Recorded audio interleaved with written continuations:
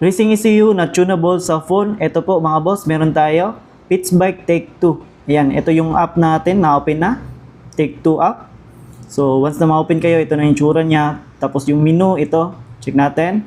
Meron siyang configuration, tune, fuel start, compensate, motorsport, analyze, save and load. Yan. So, ito yung tsura ng configuration natin. Yan.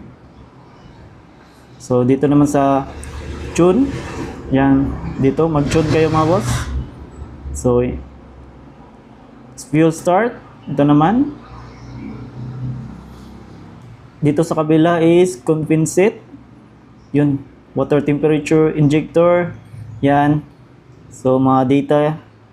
Ito naman sa motorsport. Ayan, may launch control function. Yan, pwede on or off. Yan. So, dito naman may analyze. Dito makikita yung data.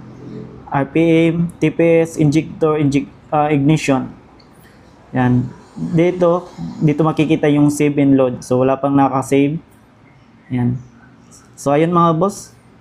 Pitchbike Take 2. Racing ECU. Pwede sa Sniper 155. Meron tayong Sniper 155. Raider 150. Ito yung Sniper 155 mga boss.